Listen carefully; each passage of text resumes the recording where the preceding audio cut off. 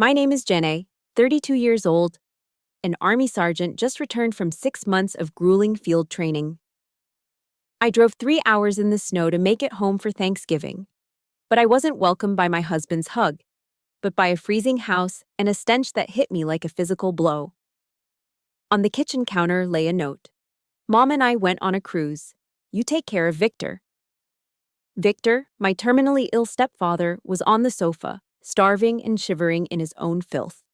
They left a dying man to sip cocktails at sea using my house savings. They think I'm just a soldier who follows orders. They don't know that before Victor took his last breath, we activated an operation that cost them everything. Comment: Justice, if you believe karma always arrives on time. Hit subscribe now to witness how a soldier teaches traitors a lesson they'll never forget. The drive from Fort Bragg had taken longer than expected. The North Carolina winter had decided to arrive early, turning the interstate into a slushy, treacherous mess. But I didn't care. My hands gripped the steering wheel of my truck, my knuckles white, but my heart was lighter than it had been in half a year. For 6 months, I had been sleeping in mud, eating MREs, and shouting orders over the roar of artillery simulators. Now, all I could think about was a hot shower, a glass of red wine, and Brady. I pictured my husband waiting for me, Brady Mitchell. Even after 5 years, just saying his name made me smile like a schoolgirl. He wasn't military. He was soft edges and charming smiles. A real estate consultant who spent more time networking at golf courses than selling houses, but I didn't mind. I was the provider, the protector. That was my role. I just wanted him to be there. I pulled into the Walmart parking lot just off the highway, joining the chaotic swarm of last-minute holiday shoppers. The automatic doors blasted me with artificial heat and the sound of Mariah Carey. I navigated the aisles with military precision, grabbing a 20-pound butterball turkey, a bag of potatoes, and 2 expensive bottles of Cabernet. I wanted this Thanksgiving to be perfect. I wanted to roast that bird, fill the house with the smell of sage and rosemary, and pretend, just for a weekend, that we were a normal family. I even picked up a small carton of peach yogurt for Victor, Brady's stepfather. I knew the pancreatic cancer had ruined his appetite, but maybe he could keep that down. When I finally turned onto our street, the neighborhood looked like a postcard. The Smiths next door had their inflatable reindeer up. The Johnsons had lined their walkway with candy cane lights. It was warm. It was inviting. But my house was dark. A small knot of anxiety tightened in my stomach. I told myself Brady was probably just napping, or maybe he was in the back watching the game. I parked the truck, grabbed the groceries, and unlocked the front door. "Brady, I'm home," I called out, kicking the door shut behind me to block the wind. Silence answered me. It wasn't the peaceful silence of an empty house. It was the heavy, oppressive silence of a tomb. And then, the cold hit me. I dropped the grocery bags. The bottles of wine clinked together, a sharp sound in the quiet. I could see my breath puffing out in front of me in the entryway light. I walked over to the thermostat on the wall. The screen was blank. I tapped it. System off. Current temp 52 degrees. As 52 degrees. Why on earth would the heat be off in November? "Brady," I called again, my voice sharper this time, slipping into my command tone. That's when I smelled it. Underneath the stale, cold air, there was something else. Sharp. Acrid. Ammonia. It was a smell I knew from field hospitals and bad situations. The smell of human waste. The knot in my stomach turned into a rock. I dropped my keys and ran toward the living room. "Victor?" The living room was shadowed, illuminated only by the streetlights filtering through the blinds. But I saw him. Victor Harmon, a man who had once commanded a platoon in Vietnam, a man who had stood 6'2" and terrified banking interns with a single glare, was curled up on his old wooden rocking chair. He wasn't rocking. He was shaking. He was wrapped in a single thin throw blanket, the cheap fleece one Elaine, my mother-in-law, had bought at a discount store. He looked like a skeleton draped in gray skin. His lips were cracked and bleeding, dry as parchment. "Victor," I whispered, rushing to his side. I fell to my knees, the cold hardwood biting into my legs. He opened his eyes. They were sunken, surrounded by dark bruises of exhaustion. When he focused on me, a look passed over his face that broke my heart. It was shame. Deep, humiliating shame. And then, relief. "Janae," he rasped. His voice sounded like grinding sandpaper. "Angel." I touched his forehead. He was freezing, yet clammy. I looked down. The smell was coming from him. His sweatpants were soaked. The puddle beneath the chair had frozen into a sticky mess. He had been sitting in his own urine for God knows how long. "I've got you," I said, my voice trembling with a rage I hadn't fully processed yet. "I'm here. I'm not leaving." I stood up, my mind racing through the TCCC, Tactical Combat Casualty Care, protocols. Warmth, fluids, hygiene. I needed to get the heat on. I needed to get him water. I ran to the kitchen to grab a glass of water. That's when I saw it. On the granite island, right next to the fruit bowl that contained nothing but 3 rotted bananas, was a piece of lined notebook paper. I recognized the handwriting immediately. It was Brady's. Scrawled, hurried, careless. I picked it up, my hands shaking so hard the paper rattled. "Janae, Mom and I decided to hop on that Carnival cruise deal last minute. Mental health break. We needed some sun. Since you're back, you handle Victor. He's been moody. Don't wait up. Back Monday." There was a smiley face drawn at the bottom. I stared at the paper. I read it twice, 3 times. Mental health break. They had turned off the heat to save on the electric bill while they were gone. They had left a 72-year-old man with stage 4 pancreatic cancer alone in a freezing house, unable to walk to the bathroom, unable to get a glass of water, while they went to drink Mai Tais on a boat. They didn't just leave him, they discarded him, like a piece of broken furniture that cluttered up the living room. I looked back toward the living room, where a war hero was shivering in his own filth, waiting for death to take him because his family was too busy having fun to care. I felt a shift inside me. The loving wife who bought wine and turkey died in that kitchen. The fatigue from my deployment vanished, replaced by a cold, crystalline focus. I crushed the note in my fist. I remembered the soldier's creed I had recited 1,000 times. I will never leave a fallen comrade. Victor was my comrade now. And Brady? Brady wasn't my husband anymore. He was the enemy. I set the crumpled note down next to the sink, took a deep breath, and filled the glass with water. The mission had changed. Operation Thanksgiving was over. The counteroffensive had just begun. The first priority was triage. That's what they teach you in the Army. You stop the bleeding, you stabilize the patient, and you secure the perimeter. My perimeter was this freezing, silent house, and my patient was the man shivering in the living room. I cranked the thermostat up to 72. The furnace groaned in the basement, protesting the sudden demand before kicking on with a low, dusty rumble. I went back to Victor. He was too weak to walk on his own, so I had to lift him. He felt impossibly light, like a bundle of dry sticks wrapped in that cheap fleece blanket. This was a man who used to bench press 300 pounds in his garage. Now, I could feel his ribs through his soiled sweatpants. "I've got you, Victor," I whispered, guiding him toward the master bathroom. "We're going to get you cleaned up." I ran a hot bath, testing the water with my wrist until it was perfect. I stripped off his ruined clothes, trying to be as clinical and respectful as possible.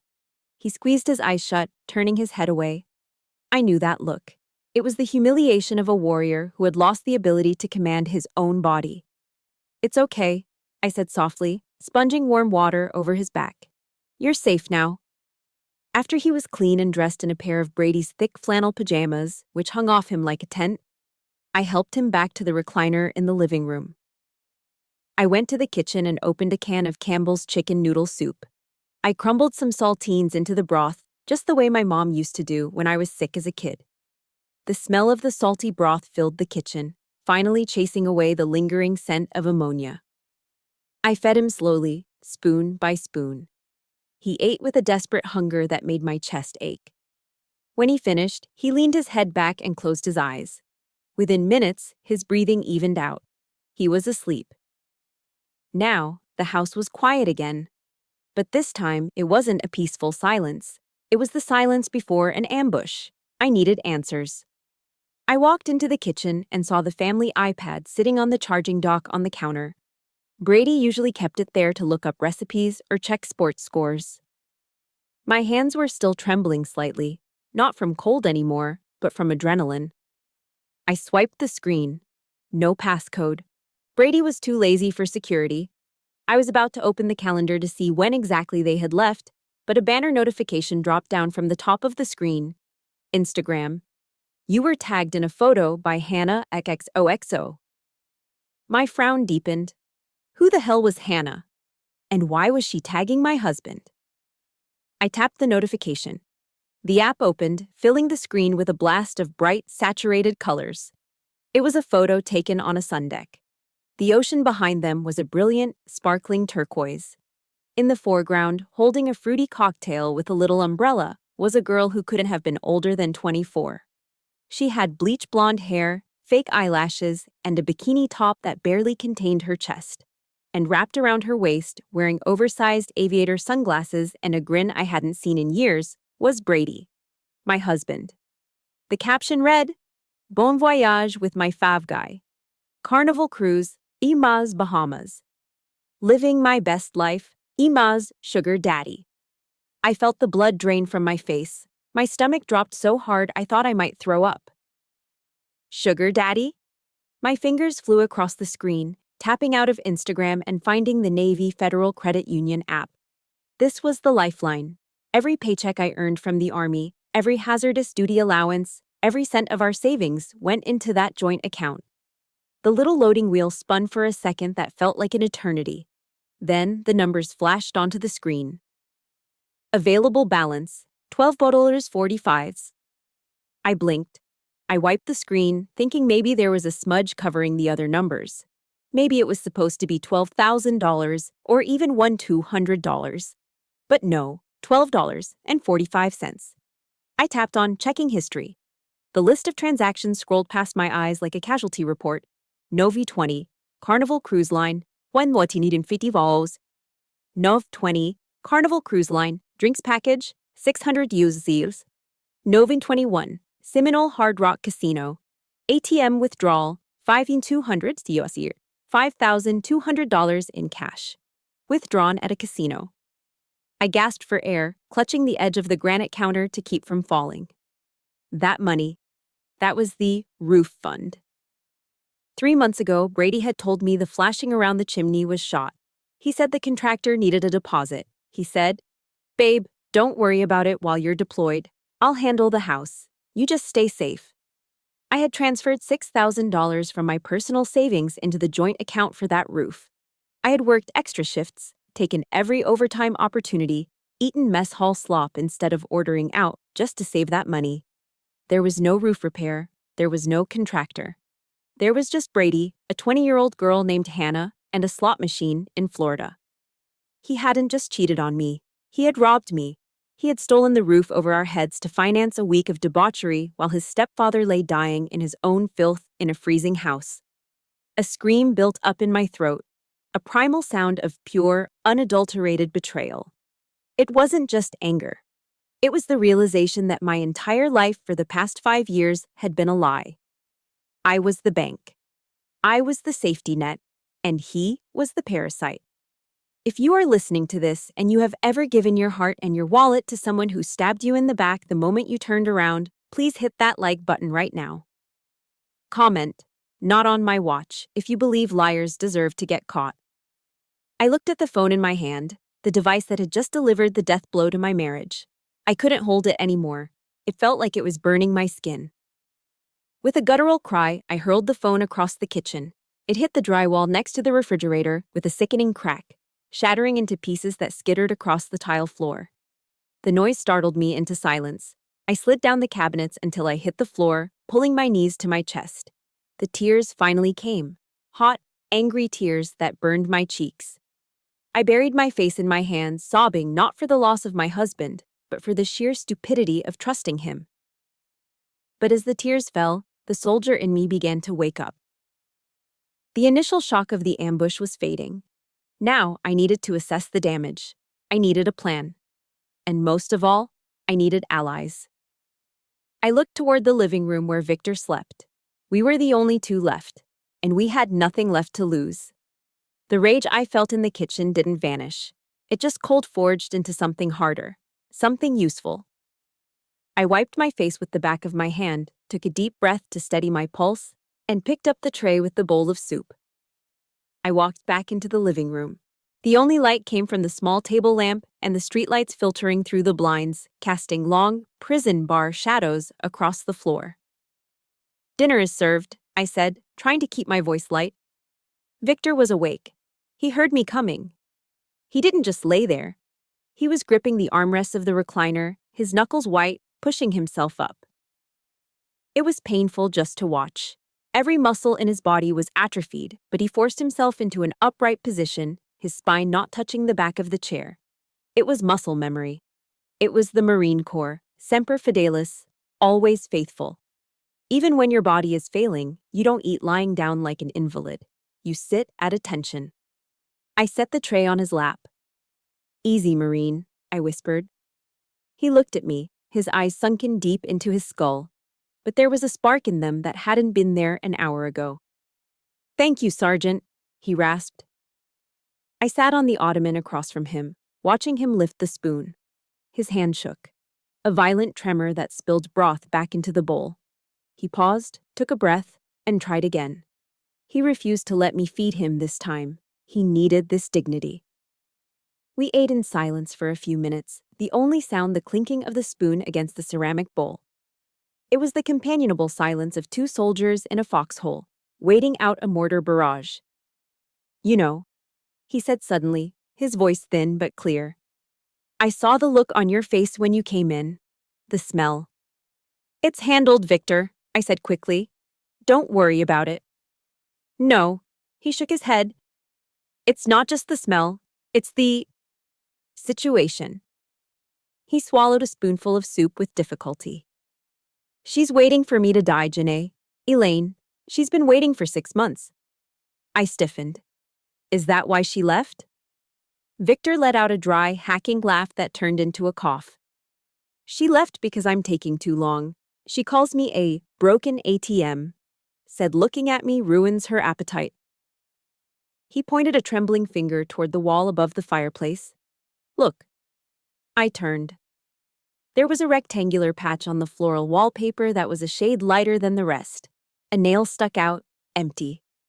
"Where is it?" I asked.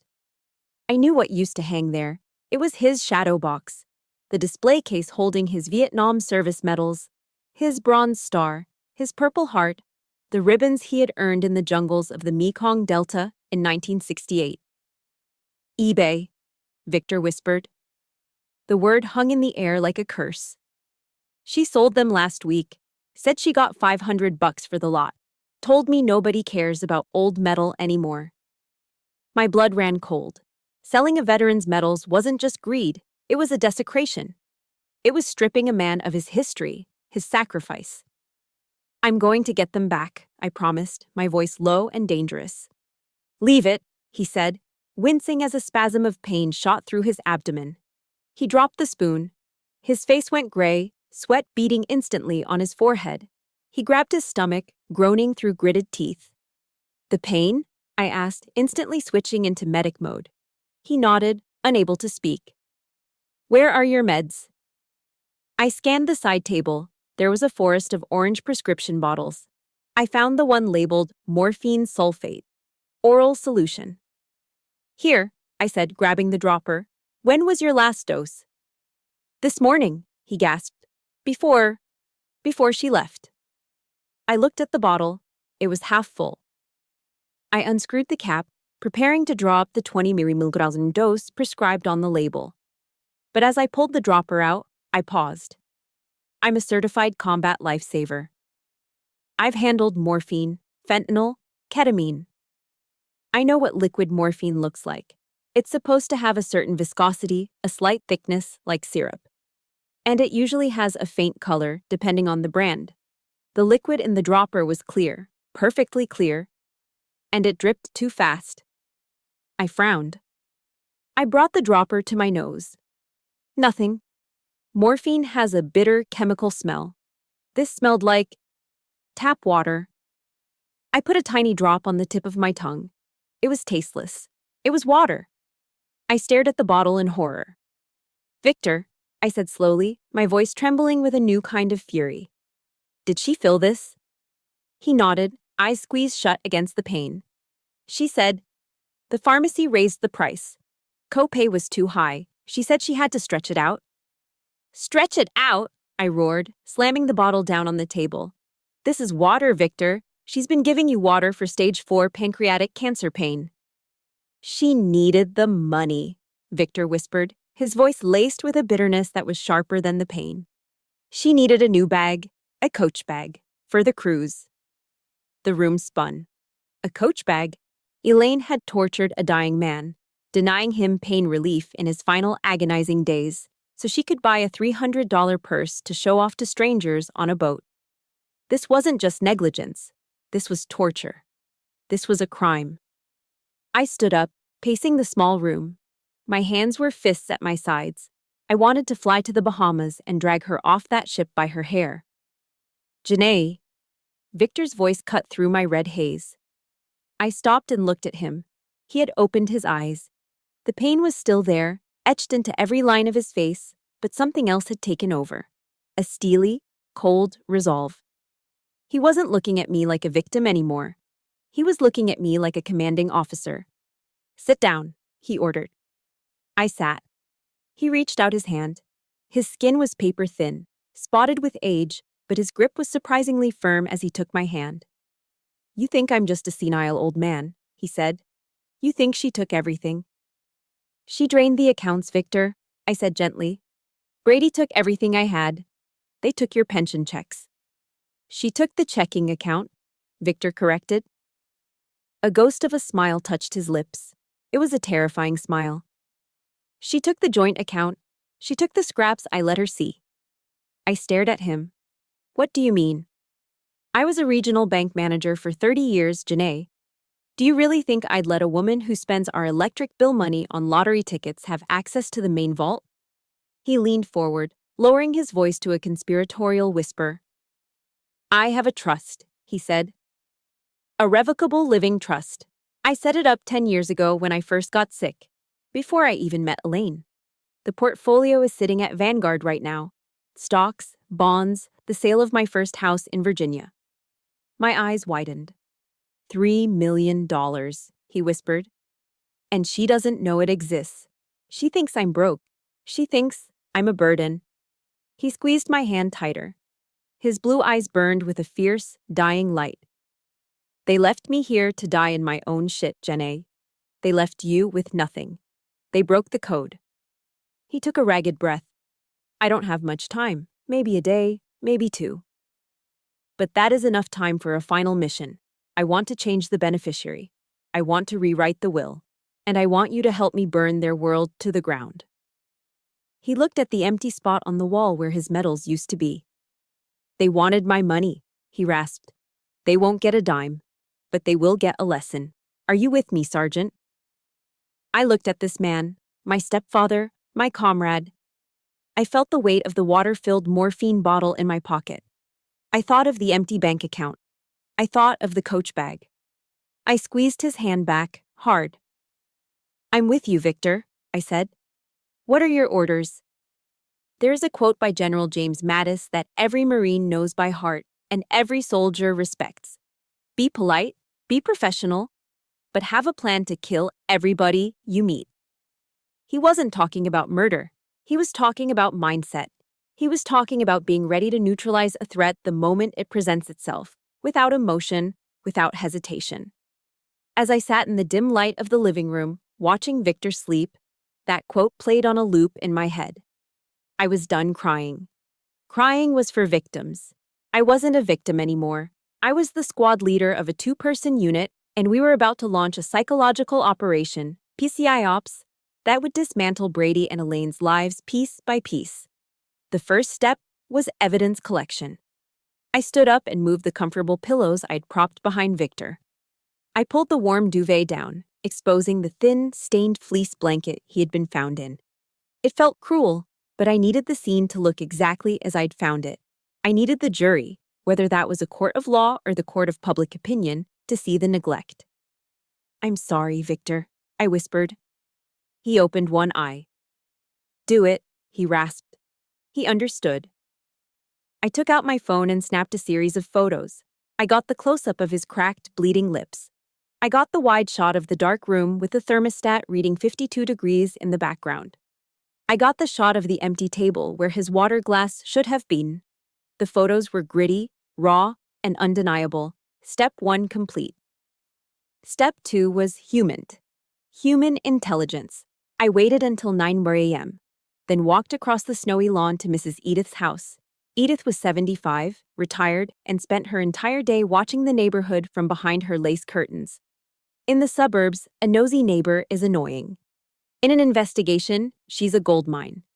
She opened the door, clutching her robe. "Janae, I saw your truck. You're back early?" "I am, Edith," I said, putting on my best concerned neighbor face. "I was wondering if you had a minute. I'm trying to piece together a timeline for Victor's doctors." 5 minutes later, I was sitting in her kitchen drinking Earl Grey tea. My phone was face down on the table, the voice memo app recording. "It was terrible, honey," Edith whispered, leaning in. "I saw Brady leave on Thursday. He had that girl with him." "The blonde?" I asked casually. "Yes, the one with the fake eyelashes. Hannah, I think he called her. She was loud, talking about how she needed a tan." Edith shook her head, clucking her tongue. "I saw them loading suitcases into your SUV. And poor Victor. I didn't see him come out once. I asked Brady if his stepfather was going, and do you know what he said?" "What did he say, Edith?" "He said, 'The old man is fine. He prefers the quiet.'" Then he laughed and slapped that girl on the bottom right there in the driveway. I felt my jaw tighten, but I kept my expression neutral. "And did you see anyone come check on Victor after that? Any nurses? Any caretakers?" "Not a soul," Edith confirmed. "The house was dark all weekend. I was worried, but, well, I didn't want to intrude." "You've been very helpful, Edith," I said, standing up. I stopped the recording. I had a witness confirming abandonment and the presence of a mistress. Step 2, complete. When I got back to the house, a silver Lexus was pulling into the driveway. It was Patricia, Victor's attorney. She was a sharp woman in her 60s with a bob cut that looked like it could slice steel. She walked into the house, and the moment the smell of sickness hit her, her professional mask slipped. She looked at Victor, then at me, and her eyes filled with horror. "My God," she whispered. "Victor." "We don't have time for pity, Patricia," Victor said from the recliner. His voice was stronger today, fueled by pure spite. "We have work to do." Patricia sat on the edge of the sofa, opening her briefcase on her lap. She pulled out a thick file. "I brought the portfolio documents you asked for," she said, glancing at me. "Janae, are you aware of the structure of Victor's assets?" "I know he has a pension," I said. "And I know Elaine complains that it's barely enough to cover the bills." Patricia exchanged a look with Victor. "Elaine sees the checking account, which receives the monthly pension deposits. She does not see the trust." "The trust?" I asked. "The Victor Harmon Revocable Living Trust," Patricia declared. "Established 15 years ago. It holds the proceeds from the sale of Victor's primary residence in Virginia, plus a diversified portfolio of blue-chip stocks and bonds managed by Vanguard." She slid a paper across the coffee table. I looked at the bottom line. Total asset value, $3,245,000. My mouth fell open. $3 million? "Elaine doesn't know," Victor wheezed, a dry chuckle escaping his lips. "She thinks I'm a washed-up bank manager who made bad investments. I let her think that. I wanted to see if she stayed for me, or for the money." He looked at me, his eyes hard. "She failed the test. And Brady failed the moment he was born." "If Victor passes," Patricia said clinically, "under the current will, 50% goes to Elaine and 50% goes to Brady. The house is also in the trust." "Change it," Victor commanded. "Strike them out. All of it." I want Janae to be the sole beneficiary and the executor of the estate, and I want half of the liquid assets donated to the Wounded Warrior Project. Patricia nodded, her pen flying across the legal pad. I can draft the amendment right now. We just need to sign it and have it notarized. I'm a notary. Do it, Victor said. While Patricia drafted the documents that would strip my husband and mother-in-law of every dime they thought they were entitled to, I moved to the final phase of the operation. The bait. I needed to give them one last chance, not because I thought they would take it, but because I needed to prove to a judge, and to myself, that they were beyond redemption. I opened my text thread with Brady. The last message was from me, a week ago, telling him I loved him. It made me sick to look at it. I typed, "Brady, please answer. It's Victor. He's in bad shape. I think he's dying. He's asking for you and Elaine. Please, you need to come home now. The ambulance is on the way." I lied about the ambulance. I wanted to add urgency. I watched the screen. Delivered. Then the 3 little dots appeared. He was typing. My heart hammered against my ribs. Part of me, the stupid part, hoped he would say, "Oh my God, we're flying back immediately." The phone buzzed. "Babe, chill out. Don't be dramatic. You know how he is. He has bad days all the time.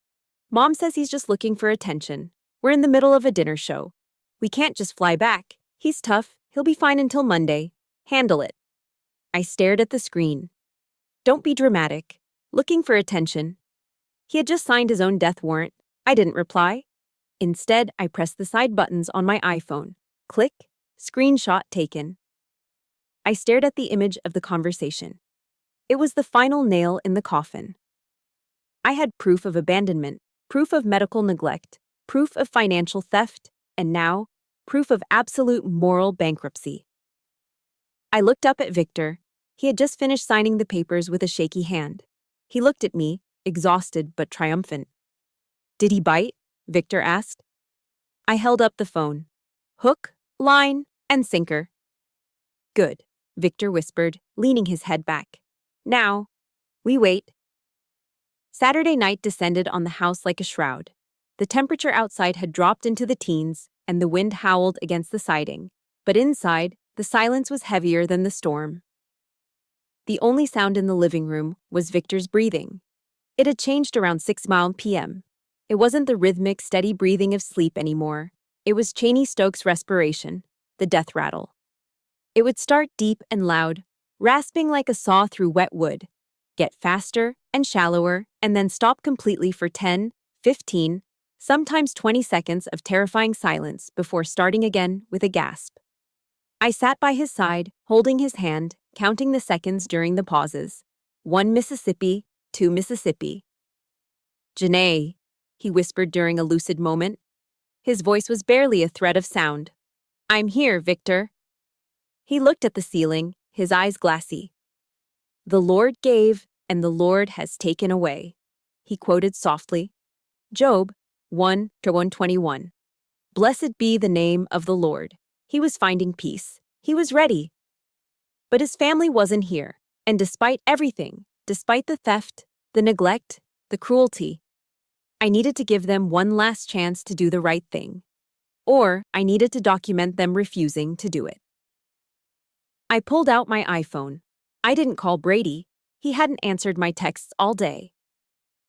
I called Melissa, Brady's sister. She was the baby of the family, the one who always had her phone glued to her hand. I hit the FaceTime icon. I swiped down on the control center and tapped the screen record button. The little red dot started blinking. Ringing. Ringing. Suddenly, the dark, somber living room was illuminated by a blast of harsh, blue light from the screen. "Oh my God, Janae!" The connection stabilized. The image was chaotic. It looked like they were in a piano bar. Red neon lights flashed in the background. A guy in a tropical shirt was banging on a keyboard, and people were singing an off-key rendition of Sweet Caroline. Melissa's face filled the screen.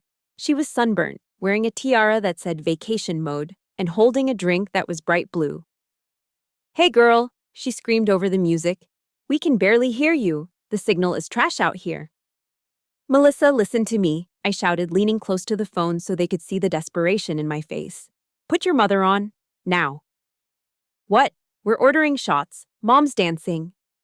Put Elaine on the phone, Melissa. Victor is dying. The smile dropped from Melissa's face. She looked confused, then annoyed. She turned the camera around. The image swirled, showing a crowded table covered in empty glasses and half-eaten appetizers. Elaine was there. She was laughing, her face flushed from alcohol, wearing a sequined top that was far too young for her. Brady was next to her, his arm draped around Hannah, who was giggling at something he whispered. Mom, Melissa yelled. It's Janae. She's being hysterical again. Elaine grabbed the phone, bringing it close to her face. Her eyes were glazed. Janae, what is it now? We are trying to enjoy the captain's dinner. Elaine, stop drinking and listen, I said, my voice shaking with a mixture of fury and grief. I angled my phone down so they could see Victor in the background, his chest heaving, his skin gray. Look at him, he's in Cheney-Stokes breathing. He has hours, maybe less. You need to fly back. Tonight. There's a flight from Nassau to Charlotte at 6 a.m. I checked.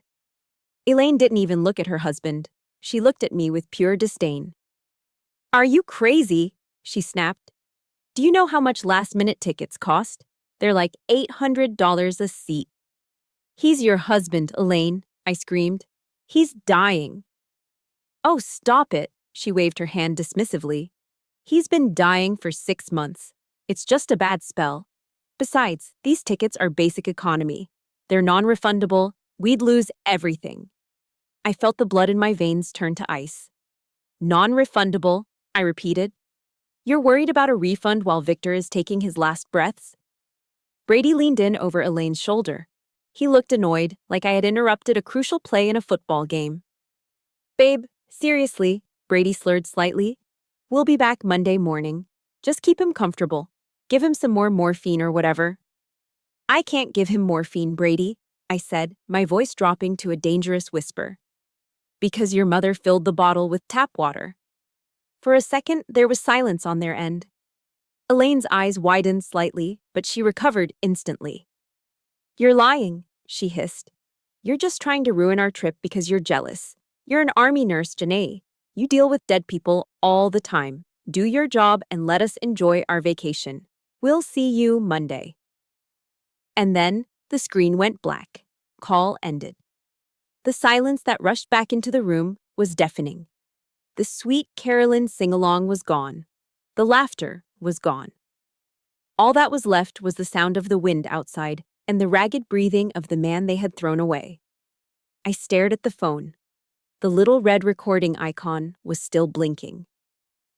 I stopped the recording. The video saved to my photos. Evidence, irrefutable, damning evidence. I slowly lowered the phone and looked at Victor. I thought he was unconscious. I hoped he was unconscious. But his eyes were open. He was looking right at the blank TV screen where the reflection of the FaceTime call had just played out. He had heard it all. Non-refundable. Do your job. Enjoy our vacation. A single tear, thick and slow, rolled from the corner of his eye, tracking through the deep lines of his cheek before disappearing into the pillow. It wasn't a tear of pain. It was a tear of absolute heartbreak. The man had faced the Viet Cong, had built a career, had raised a stepson as his own, only to be told he wasn't worth the price of an airline change fee. He closed his eyes and a shudder went through his frail body. Then he opened them again, and they landed on the corner of the room. Patricia, the lawyer, was sitting there in the shadows of the wingback chair. She had been there the whole time. She had heard every word. Her face was pale, her lips pressed into a thin white line of professional fury. Victor turned his head slowly toward me. He didn't speak. He didn't have the breath for it. He just looked at me, then at Patricia, and gave a single, sharp nod. Execute the mission. Patricia stood up immediately. She didn't say a word. She knew time was a luxury we no longer had. She walked over to the coffee table and laid out the documents she had drafted earlier, the amendment to the revocable trust and the last will and testament. I need you to witness this, Janae, Patricia said softly, And I'm recording the signing on my own device for redundancy. She placed a pen in Victor's hand. His hand was shaking violently. The tremors were uncontrollable now. I reached out to steady it, but he pulled away. He wanted to do this himself. He gripped the pen like it was a weapon. He summoned every ounce of strength left in his dying body, channeling all the betrayal, all the anger, and all the love he had for me into his right hand. The pen touched the paper. Scratch, scratch. It wasn't a pretty signature, it was jagged and raw. But it was there. Victor Harmon. He dropped the pen. It rolled across the table and fell onto the floor with a tiny clatter. He looked at me, and for the first time in days, the tension left his face. The shame was gone. The worry was gone. He let out a long, sighing breath. He had severed the ties. He had protected his legacy. He squeezed my hand, his grip weak but present. The deal was sealed. The family on the boat was still dancing, oblivious to the fact that they had just lost a fortune, and more importantly, they had lost the only man who had ever truly loved them. "It's done, Victor," I whispered, kissing his forehead. "Rest now. I've got the watch." Patricia left around midnight, taking the signed documents with her. She promised to file them first thing Monday morning before the courthouse even unlocked its doors. Now it was just the two of us again. Me and the squad leader. The house was quiet, settled into the deep, groaning silence of a winter night. The wind outside had died down, leaving a stillness that felt heavy, like a held breath. Victor was awake, but barely. His eyes were open, tracking dust motes in the dim light of the table lamp, but I could tell he was seeing things that weren't there. Maybe the jungle canopy of Vietnam. Maybe his childhood home in Virginia. "Peaches," he whispered. I leaned in close. "What was that, Victor?" "Peaches," he rasped again, licking his dry, cracked lips. "Mom's cobbler." My heart squeezed. He wasn't asking for medication. He was asking for a memory. He wanted the taste of home one last time. "I'm on it," I said softly. I went to the kitchen and raided the pantry. I found a can of Del Monte sliced peaches in heavy syrup that had probably been sitting there since last Thanksgiving. I grabbed a stick of butter from the fridge and a shaker of cinnamon. I didn't have time to bake a real crust, and he wouldn't be able to chew it anyway. I dumped the peaches into a small saucepan on the stove, adding a generous slab of butter and enough cinnamon to turn the syrup a dark, rich brown. As the mixture heated up, the smell wafted through the kitchen, sweet, spicy, and warm. It smelled like safety. It smelled like the childhood I never really had, and the comfort Victor had tried to give me over the years. I poured a small amount into a mug and carried it back to the living room. "Careful," I said, sitting on the edge of the ottoman. "It's hot." I blew on the spoon, cooling the golden slice of fruit until it was safe. I touched it to his lips. He opened his mouth slightly, and I let the syrup slide in. He didn't chew. He just let the taste settle on his tongue. A look of pure, unadulterated bliss relaxed the lines of pain around his eyes. For a second, he wasn't a dying man. He was just a boy enjoying a treat. "Good," he breathed. "The best," I agreed, swallowing the lump in my throat. I fed him 3 more spoonfuls before he turned his head away. That was all he could handle. The energy reserves were depleting fast. He moved his right hand, fumbling with his left ring finger. His hands were so thin now that the heavy gold ring was loose, spinning around the knuckle. "Help me," he whispered. I set the mug down and gently took his left hand. I slid the ring off. It was his Marine Corps signet ring, heavy gold with a scarlet stone in the center and the eagle, globe, and anchor etched into the side. He had worn this ring every day for 50 years. It was as much a part of him as his skin. He held it in his trembling palm, the gold catching the lamplight. Then, with a surge of effort that made his whole body shake, he reached out and pressed it into my hand. "Take it," he commanded. His voice was weak, but the steel was back. "Victor, I can't." "Take it," he wheezed. "You are the only one worthy of it. Brady. Brady is my wife's son. You." He locked eyes with me, his blue gaze piercing through the fog of morphine and death. You are my daughter.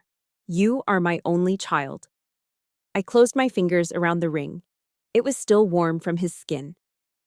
Do not let them have it, he hissed, his grip on my wrist tightening with desperate strength. Do not let them laugh on my grave. Do not let them sell my life for a cruise ticket. I won't, I vowed. I promise you, Dad, I won't. He smiled. It was the first time I had called him Dad.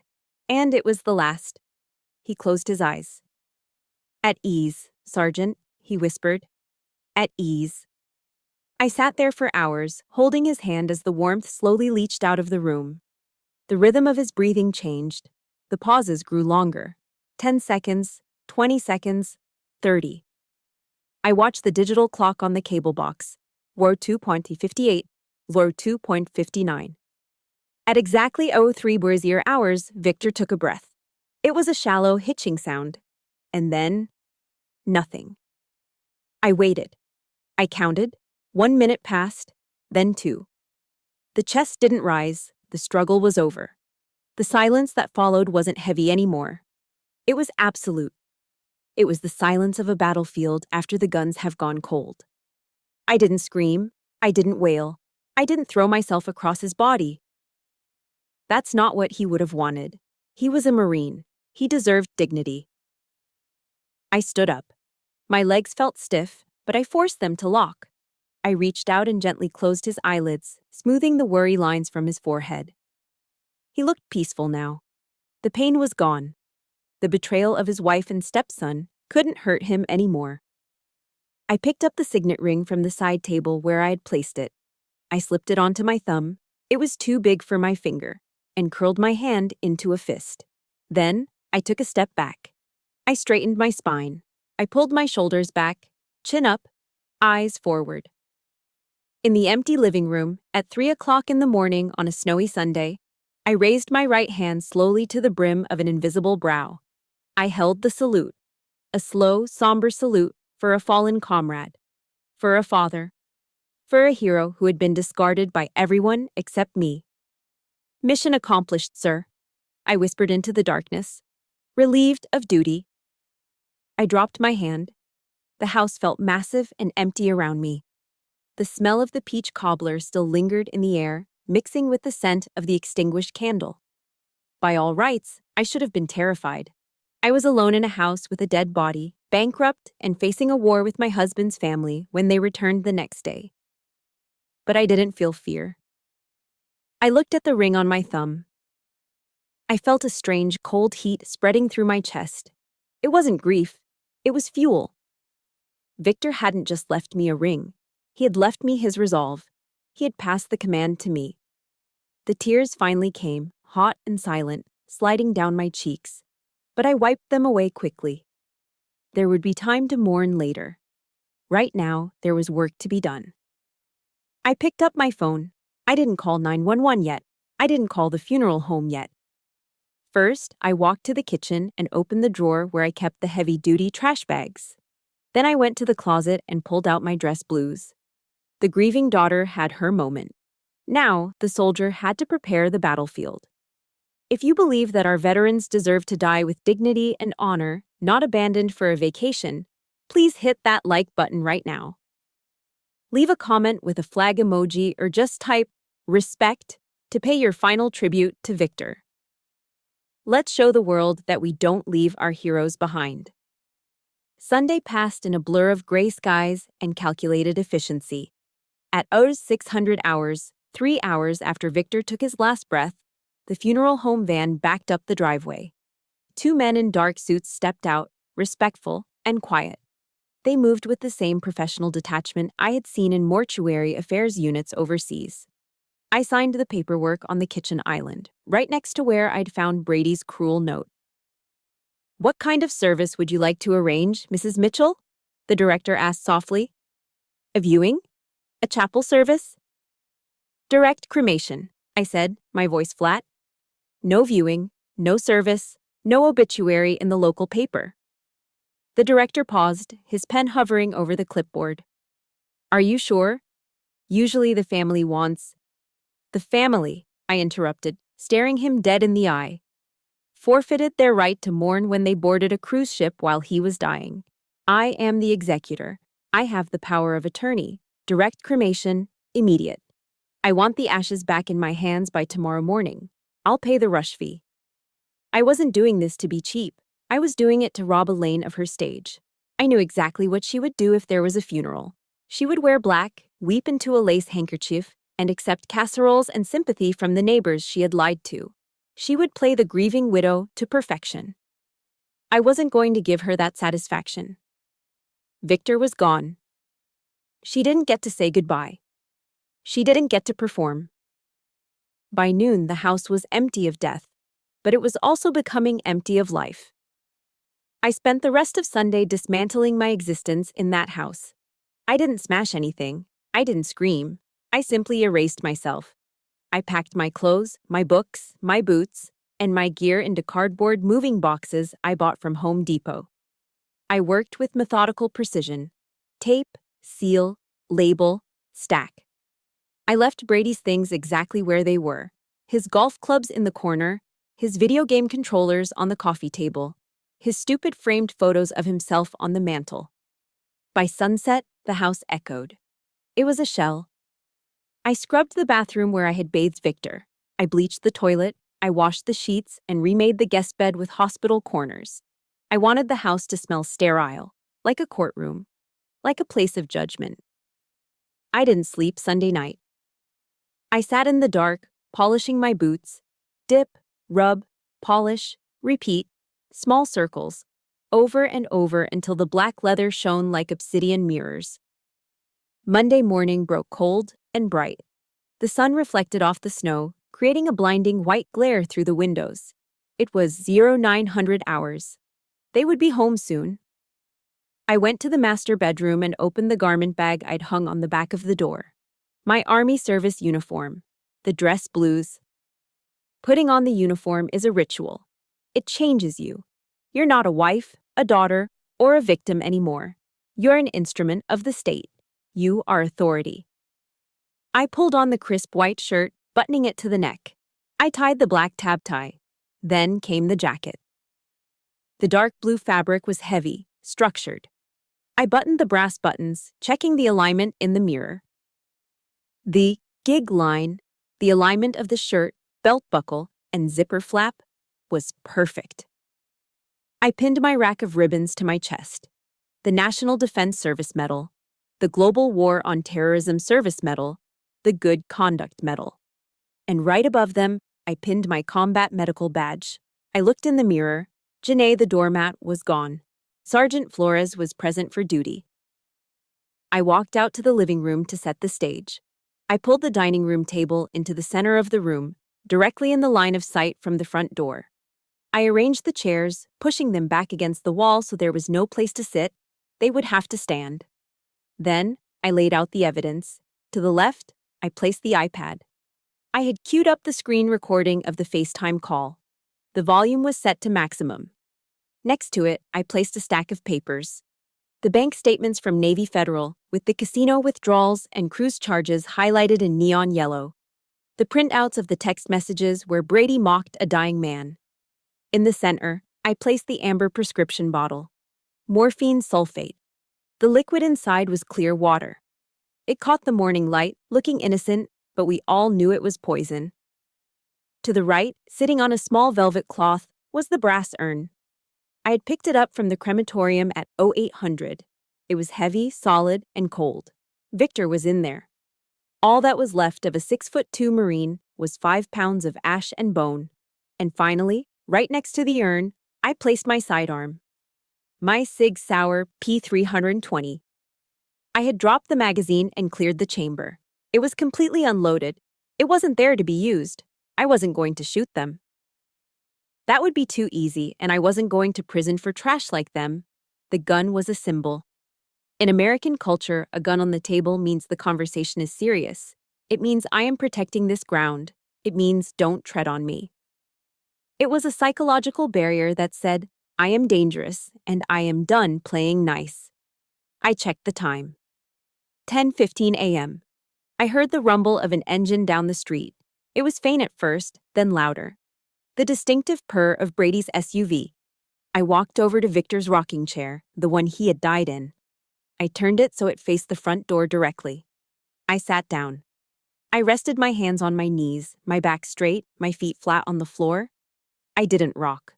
I sat as still as a stone statue. The car door slammed. Then, another slam.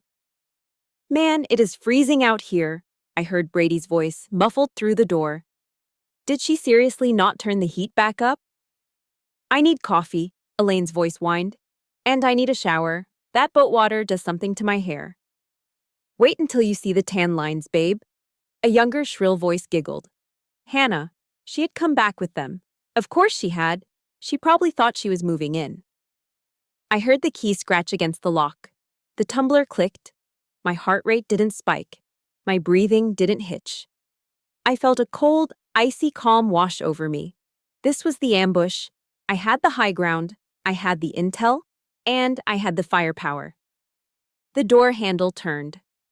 "Honey, we're home!" Brady shouted, pushing the door open, bringing a gust of freezing air and the smell of stale airplane peanuts into the house. He stepped in, dropping his bags in the foyer, a fake smile plastered on his face. "Janae, you here?" He looked up. He saw the uniform. He saw the medals. He saw the urn. And finally, he saw the gun. The smile slid off his face like slop off a tray. "Welcome home, Brady," I said. My voice was low, steady, and absolutely terrifying.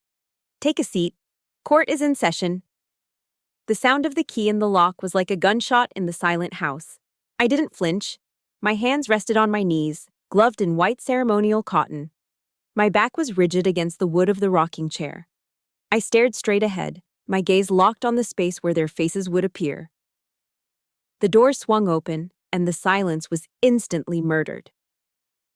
"Man, I am telling you, that buffet was worth the heartburn." Brady's voice boomed, loud and slurred. He stumbled into the foyer, dragging 2 large suitcases. "And the duty-free shop?" Hannah's voice, high-pitched and grating, followed him. "Babe, you promised me that perfume." "I got you the perfume, didn't I?" Brady laughed, slapping her on the rear end as she walked past him. They spilled into my house like a toxic oil slick. First Brady, looking sunburned and bloated in a tight polo shirt. Then Hannah, wearing a white tracksuit that was already stained with coffee, clutching a bag of souvenirs. Then Elaine and Melissa, both looking exhausted and hungover, their skin an angry shade of lobster red. They brought the smell with them, stale piña coladas, coconut sunscreen, and the distinct, musky scent of airplane cabin air. It clashed violently with the sterile bleach and peach smell of the house. Brady dropped the bags with a heavy thud. "Janae, we're home. Hope you didn't miss me too." He froze. He had walked past the entryway and into the living room. He stopped so abruptly that Hannah bumped into his back. "Ouch! Watch it, Brady," she whined. "Shut up," Brady whispered. He was staring at me. For a moment, nobody moved. The scene was surreal. Me, sitting in full dress blues, medals gleaming under the chandelier, face like stone. Them, in their vacation clothes, holding half-empty Starbucks cups. And then, his eyes drifted down to the table. He saw the stack of bank statements. He saw the iPad. And then, he saw the matte black finish of the Sig Sauer P320 lying next to the brass urn. The color drained from his sunburned face, turning him a sickly shade of beige. "Janae," he stammered, his voice trembling. What is this? Why are you wearing your uniform? Is that a gun?" Elaine pushed past him, oblivious as always. "Oh, stop being dramatic, Brady. She's probably just back from some parade." She looked at me with a sneer, dropping her heavy purse on my clean floor. "Well, don't just sit there like a statue. Where is Victor? I hope you changed his sheets. I don't want to smell him when I go to my room." She looked around, sniffing the air. "Actually, it smells decent. Did you finally hire a maid?" I stood up. The movement was slow, deliberate, and commanded absolute attention. The leather of my boots creaked softly. I didn't look at Brady. I didn't look at the mistress cowering behind him. I looked straight at Elaine. Victor isn't in his room, Elaine, I said. My voice was calm, but it carried across the room with the weight of a gavel. Well, where is he? Hospital? She rolled her eyes. Great, another bill. I slowly raised my white-gloved hand and pointed a single finger at the heavy brass urn sitting on the velvet cloth in the center of the table. He's right there. Elaine followed my finger. She squinted. She looked at the urn, then back at me, confusion knitting her eyebrows together. What is that? That, I said, is Sergeant Victor Harmon. He was permanently relieved of duty at 300 hours yesterday morning. The silence that followed was suffocating. You could hear the hum of the refrigerator from the kitchen. Hannah gasped, her hand flying to her mouth. Melissa dropped her phone. It hit the floor with a crack, but she didn't even look down. Elaine stared at the urn. Her mouth opened and closed like a fish out of water. Then, the realization hit her. He's dead, she whispered. Cremated, I corrected. As per his final orders, no service, no viewing, no chance for you to pretend you gave a damn. For a split second, I saw the calculation in Elaine's eyes. She wasn't processing the loss of a husband, she was processing the optics. She realized she was standing there in vacation clothes while her husband was in a jar. She realized she looked like a monster. So, she did what she always did. She performed. Oh. Oh my God. Elaine let out a shriek that sounded like a siren. She threw her hands up and collapsed onto the sofa, my sofa, burying her face in the cushions. Victor, my Victor. No. How could you let this happen, Janae? You killed him. You didn't take care of him. She began to wail, a high-pitched, rhythmic sobbing that was devoid of any actual tears. Brady snapped out of his shock and immediately jumped on the bandwagon. He stepped forward, puffing out his chest, trying to regain control of the room. You didn't call us, he shouted, his face turning red again. You let him die alone. You didn't even tell us. What kind of sick game is this, Janae? Bringing a gun into the house? Are you crazy? You're having a PTSD episode. He was gaslighting me, trying to make me the villain, trying to make me the unstable veteran while he was the grieving son. I called, I said coldly. I texted. You told me not to be dramatic. You told me the tickets were non-refundable. Liar! Elaine screamed from the sofa, lifting her head. Her eyes were dry. I never said that. We would have come back instantly. You kept us away. Yeah, Brady sneered, gaining confidence. You wanted him dead so you could, I don't know, steal his pension checks? You're sick, Janae. He looked at Hannah for validation. Can you believe this? She's lying to cover her own incompetence. I didn't argue. I didn't scream back. I simply picked up the remote control from the table. I thought you might say that, I said. I pointed the remote at the 60-inch TV mounted above the fireplace. So, I brought a witness. I pressed play. The screen flickered to life. The image was grainy, shot in low light, but the audio was crystal clear. Victor's face filled the screen. He looked terrible, skeletal, pale, eyes sunken, but his gaze was focused intensely on the camera lens. Elaine stopped wailing mid-sob. Brady froze. On the screen, Victor took a ragged breath. My name is Victor James Harmon. The voice from the TV rasped. It echoed through the room, ghostly and undeniable. I am of sound mind and body. Today is Saturday, November 25th. Victor paused on the screen, licking his cracked lips. I am recording this statement because I know my wife, Elaine, and her son Brady. I know they will lie. I know they will say they didn't know. On the screen, Victor held up a piece of paper. It was the crumpled note Brady had left. They left me here to die, Victor said, his voice gaining strength from pure anger. They turned off the heat. They left me without food. And when Janae called them, begging them to come home, I heard them. Elaine was shaking now, real shaking, not acting. I heard my wife say the tickets were non-refundable, Victor said, spitting the words out. I heard my stepson tell his wife to handle it.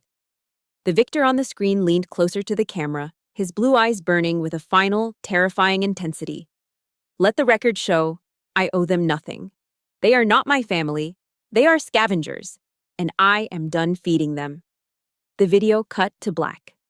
The room was absolutely silent. Elaine was sitting up on the sofa, her face pale as a sheet. Brady looked like he was about to vomit. Even Hannah had stepped away from Brady, looking at him with a mixture of horror and disgust. I lowered the remote. That, I said, my voice cutting through the air like a knife, was his closing argument. I looked at the terrified group huddled in my living room. The vacation was over. The hangover was just beginning. And now, I said, gesturing to the kitchen where the footsteps of a lawyer could be heard clicking on the tile, here comes the verdict. The click of Patricia's heels on the hardwood floor was the only sound in the room. She walked out from the kitchen hallway, a leather portfolio tucked under her arm, looking like an executioner in a tailored suit. She didn't look at Elaine or Brady. She walked straight to the dining table, placed the portfolio next to the urn, and opened it. "Who the hell is this?" Elaine demanded, her voice shrill but shaky. She was trying to regain her footing, but the video of her dying husband had knocked the wind out of her sails. "I am Patricia Reynolds," she said calmly, adjusting her glasses. "I am Victor Harmon's attorney, and I am here to execute his final will and testament, as amended this past Saturday night." Brady scoffed, crossing his arms over his chest. He was trying to look tough, but his eyes kept darting to the gun on the table. "Will? The old man didn't have a dime. He was living off his pension." "That is what he allowed you to believe," Patricia said, pulling out a document stamped with the official seal of the Commonwealth of Virginia. In reality, Mr. Harmon was a very savvy investor. His assets, held in the Harmon Revocable Living Trust, include a diversified portfolio at Vanguard and real estate holdings valued at approximately $3.2 million. The air left the room. Elaine's jaw literally dropped. Her eyes bulged. $3 million? She grabbed the edge of the sofa. "He had $3 million, and he made me use coupons for detergent?" "He wanted to see if you loved him, Elaine," I said, my voice quiet. "Or if you just wanted a payout." "Well, I'm his wife!" Elaine shrieked, scrambling to her feet, the grief instantly replaced by greed.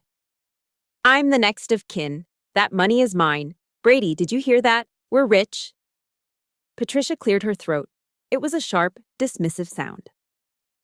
"Actually, Mrs. Mitchell, you are not," Patricia stated. She lifted the document and began to read.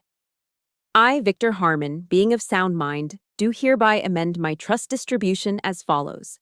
To my wife, Elaine Mitchell, and her son, Brady Mitchell, I intentionally leave nothing." "Nothing?" Brady choked out. "That's illegal. You can't just cut us out." "He can, and he did," Patricia continued, ignoring him. The specific language he used was, "for their abandonment and cruelty in my final hours." The entirety of the estate, 100% of the assets, is to be divided as follows: 50% to the Wounded Warrior Project, to support veterans who have actually served their country. She paused, looking over her glasses at me. And 50%, along with the role of sole trustee and executor, to his stepdaughter, Janae Flores. Brady turned a shade of purple I had never seen before. "You gave half his money to a charity and gave her $1.5 million? She's not even blood." "She was the only one holding his hand while you were holding a margarita," Patricia snapped. She closed the file with a final thud. "The paperwork was filed at the courthouse at 800 this morning. It is ironclad. You can try to contest it, but with the video evidence of neglect and abandonment Janae has collected, no judge in this state will give you a cent. In fact, you'd be lucky to avoid paying legal fees." Brady looked like he had been punched in the gut. He turned to me, his eyes wild. "Janae, baby, listen. This is crazy. We can fix this. You know I love you, right? We're married. That money is our money, community property." I laughed. It was a cold, dry sound. "Community property?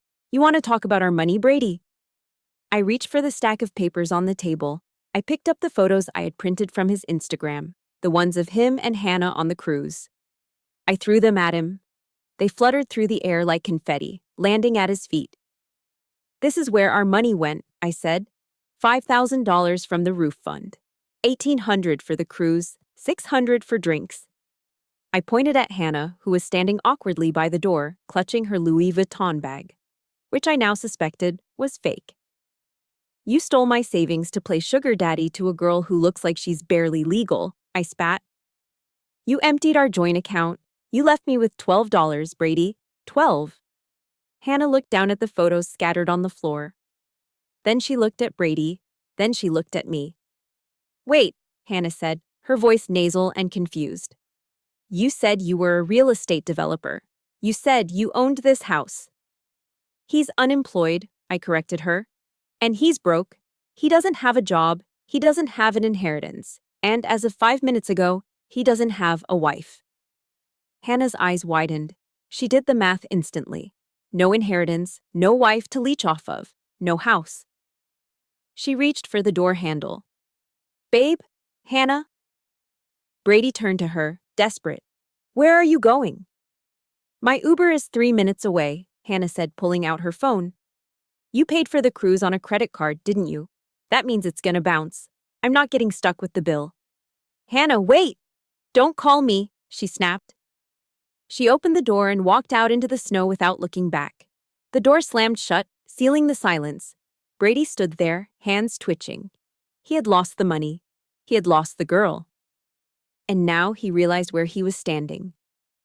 "Get out," I said. "What?" Brady blinked. "This is my house. I've lived here for 5 years." "This house was purchased by Victor in 2010, Patricia interjected smoothly. "It is an asset of the trust. As the sole trustee, Ms. Flores has the right to manage the property as she sees fit. She has issued an immediate eviction notice." Patricia pulled a single sheet of paper from the file and handed it to Brady. "You are guests who have overstayed your welcome. You have 24 hours to remove your personal effects. If you remain on the premises after 10 a.m. tomorrow, the sheriff will be called to remove you for trespassing." "You can't do this," Elaine screamed, marching up to the table. She looked deranged, her hair messy, her eyes manic. "I am a senior citizen. You can't throw me out in the snow. I'll sue you. I'll tell everyone you abused him." "Abuse?" I repeated softly. I reached for the final item on the table, the amber prescription bottle. I held it up to the light. The clear liquid sloshed inside. "Speaking of abuse," I said, my voice dropping to a whisper that was louder than her screaming. "I had the contents of this bottle tested by a private lab yesterday. Do you know what the report says, Elaine?" Elaine froze. Her face went from red to ghost white. "It says 100% tap water," I continued. "Tampering with a controlled substance is a felony. Elder abuse involving the withholding of medical care is a felony. And since Victor died in pain because you wanted to save money for a Coach bag." I slammed the bottle down on the table. "I've already submitted the lab report and the bottle to the detective unit at the Fayetteville Police Department.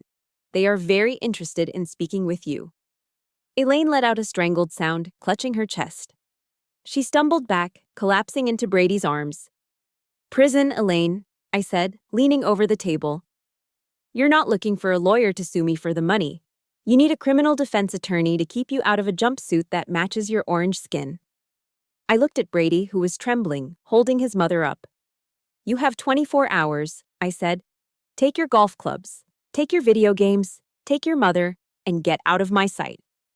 I picked up the Sig Sauer and slid the magazine back in. The click of the metal locking into place echoed through the room. Dismissed. I walked out of the front door and into the biting cold of the North Carolina winter. The air hit my face like a splash of ice water, shocking and incredibly purifying. It felt different than it had an hour ago. When I had entered this house, the cold had felt like death. Now, it felt like freedom. I marched down the walkway toward my truck, my boots crunching rhythmically on the packed snow. I didn't rush. I had nowhere to be and everywhere to go. Behind me, the front door slammed open again. Janae, wait, please." It was Brady. He ran out onto the porch in his socks, slipping on the icy concrete and nearly face-planting into the azalea bushes. He didn't have a coat on. just that ridiculous tight polo shirt he had worn on the cruise. He looked pathetic, a sunburned, shivering man-child standing in the ruins of his own making. I reached my truck and put my hand on the door handle, but I didn't open it. I turned around slowly. I wanted to see this. I wanted to remember exactly what he looked like in this moment. He scrambled down the steps, ignoring the cold soaking into his socks, and ran toward me. He stopped a few feet away, panting, his breath puffing out in white clouds. His nose was running, and his eyes were wide with a frantic, animalistic panic. "Baby, please!" he gasped, reaching out a hand but pulling it back when he saw the look in my eyes. "You can't leave like this. You can't just kick us out. Where are we gonna go? We don't have any cash." "That sounds like a personal problem, Brady," I said, my voice steady. "It wasn't my idea," he blurted out, the words tumbling over each other. "It was Mom. You know how she is. She guilt-tripped me. She said Victor was fine. She said he was exaggerating. I wanted to come back, I swear. She made me stay." I stared at him, feeling a wave of revulsion so strong it almost tasted metallic. There it was. The final defense of the weak man. Throwing his own mother under the bus to save his skin. "You're 34 years old, Brady," I said. "You're not a child. You made a choice. You chose the buffet over the man who raised you. You chose a 20-year-old girl over the woman who paid your bills." I was confused. It was a mistake. He fell to his knees in the snow, clasping his hands together. "I love you, Janny. We can fix this. I'll kick Mom out. I'll never talk to Hannah again. Just don't take the money. Don't take the house. Please." He wasn't crying for me. He wasn't crying for Victor. He was crying for his lifestyle. He was mourning the loss of his free ride. I looked down at my left hand. The simple gold band and the diamond solitaire sat there, glinting in the winter sun. I had worn these rings through 2 deployments. I had twisted them nervously while mortar rounds shook the earth in Syria, praying I would get home to the man who gave them to me. They didn't feel like symbols of love anymore. They felt like shackles. I pulled the glove off my left hand with my teeth. The cold air bit at my skin. "Brady," I said softly. He looked up, hope flickering in his watery eyes. "Yeah?" "Yeah, babe." I gripped the ring. It was tight. My fingers were swollen from the salt in the MREs and the stress. But I yanked it over my knuckle. It scraped my skin, leaving a red mark, but then it was off. I held it up. "Do you know what we call a soldier who abandons his post in the middle of a battle?" I asked. "What?" He blinked, confused. "AWOL," I said.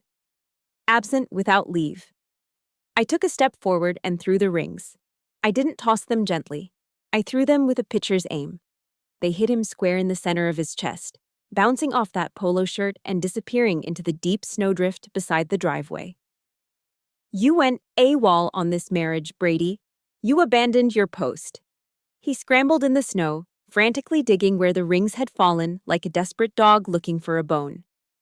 "I am hereby discharging you," I said, looking down at him. "Dishonorably." He stopped digging and looked up at me, his face crumbling. "Janae, how much did you know? About the money? About everything?" I opened the door of my truck and climbed into the driver's seat. The cab was cold, smelling of old coffee and gun oil. A smell that was infinitely more comforting than the coconut sunscreen stench of the house. I looked down at him one last time. "I knew enough to keep the paper trail," I said. "Always keep the receipts, Brady. You never know when you'll need to return a defective product." That's cold," he whispered, shivering violently. "No," I said, slamming the door shut. "The price you're paying today? That's cheap. Victor paid with his life. You're just paying with your comfort." I turned to the key. The engine roared to life, a deep throaty growl that vibrated through the seat.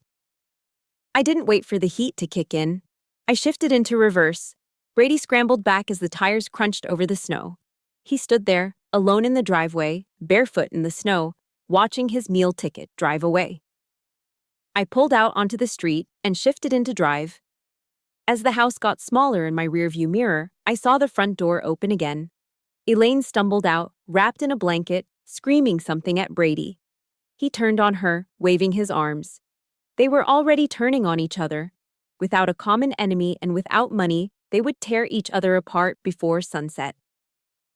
I looked away from the mirror and focused on the road ahead. The sky was a brilliant, piercing blue.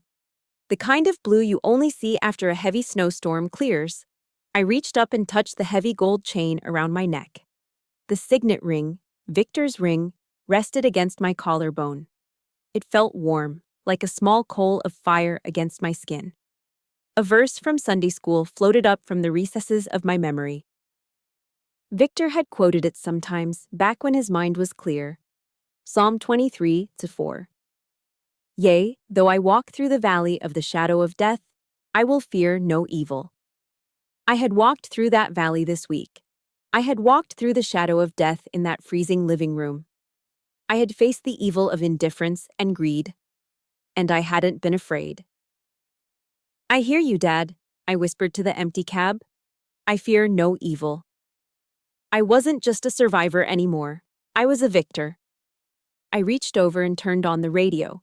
Classic rock, Creedence Clearwater Revival, Fortunate Son. It felt appropriate. I wasn't going back to the barracks.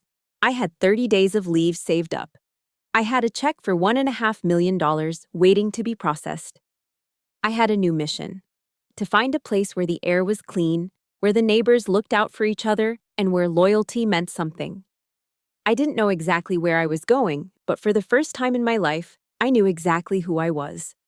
Family isn't whose blood runs in your veins. It's whose blood you'd bleed for. It's the people who stand shoulder to shoulder with you in the trench when the mortar rounds start falling. Brady and Elaine were just biological accidents. Victor was my family. And I had honored him. I rolled the window down an inch, letting the cold wind whip through my hair. I took a deep breath, filling my lungs with the sharp, clean air of a new beginning. The bill was paid. The ledger was balanced. I pressed my foot down on the gas, leaving the suburbs, the betrayal, and the ghosts behind me in a cloud of exhaust and snow dust. I was finally going home. That was my final mission for Victor. But I know the war against toxic families happens every day behind closed doors. Victor taught us the most important lesson of all. Blood doesn't make you family. Loyalty does. I know many of you have walked through your own valley of the shadow of death just to find peace. I want to hear your voice. Have you ever had to cut ties with a family member to save your own soul? Tell me your story in the comments. And if you believe that justice always finds a way, please hit that subscribe button and join our platoon.